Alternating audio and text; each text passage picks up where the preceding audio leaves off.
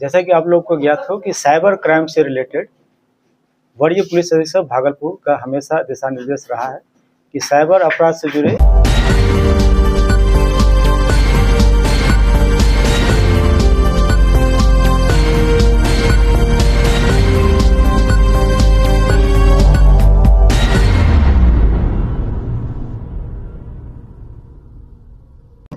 हम लोग को जितने भी अपराधी हैं उसकी छापेमारी, उसकी गिरफ्तारी को लेकर के हम लोग तकनीकी विश्लेषण की सहयोग से तेज किए हुए हैं। उसी क्रम में एक CCSU पटना के द्वारा एक इन्फॉर्मेशन मिला कि भागलपुर में एक ऐसा पॉस एजेंट है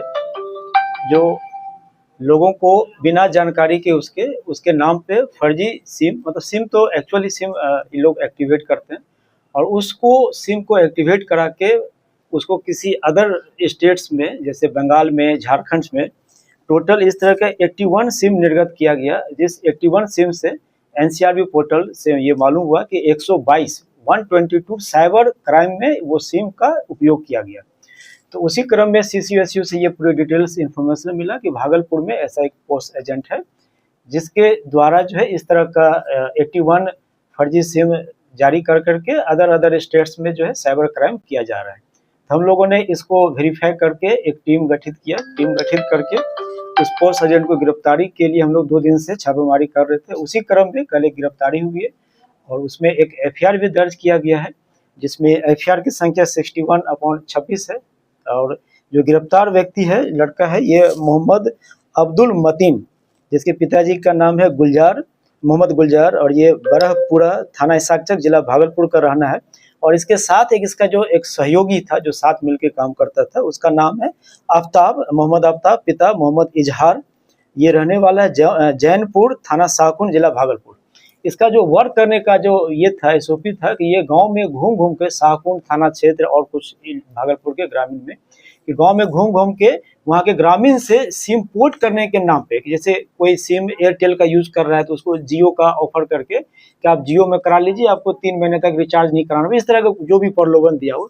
तो गांव के व्यक्ति इसके प्रलोभन में आके अपना सिम पोर्ट कराने के लिए डॉक्यूमेंट शेयर करते थे, अपना आधार कार्ड, घर का एड्रेस, फोटो, सारा डिटेल शेयर करते थे। इन लोगों का काम रहता था वही डॉक्यूमेंट्स कलेक्ट करना, उसके बाद डॉक्यूमेंट्स कलेक्ट करके सिम पोर्ट कर देते थे।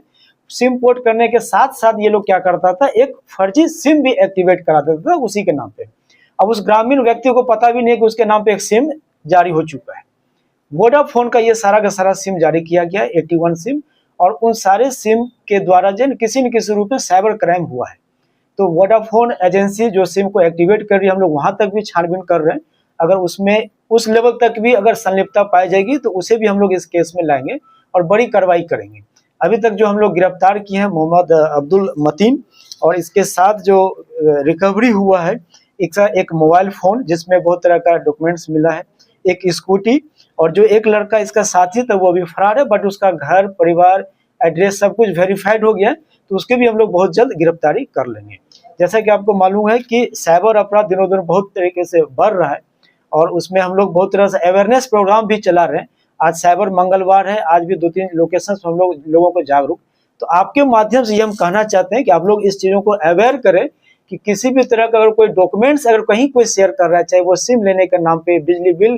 कनेक्शन लेने के नाम पे या गैस कनेक्शन नाम पे, किसी भी तरह, तो चीज़ों को ऑथराइज कर ले, वेरीफाइड कर ले, तब जाके डिटेल्स अपना कुछ शेयर करें। नहीं तो आपको पता नहीं चलेगा कि आपका डॉक्यूमेंट्स ले करके अब सिम यूज हो रहा है झारखंड में, सिम हो रहा है बंगाल में, ग्रामीण बेचारों को पता भी नहीं चलेगा। पुलिस पकड़ेगी उस ग्रामीण को जिसके नाम पे सिम एक्टिवेट हुआ है या सिम जिसके नाम पे चल रहा है। तो ऐसे अपराध से बचने के लिए आप लोग को भी सतर्क और जागरूक रहना है, और ऐसे टाइप के लड़कों से जो गांव में घूम घूम के आ रहा है, इनको कंट्रोल किया जाए, इसको कम किया जाए।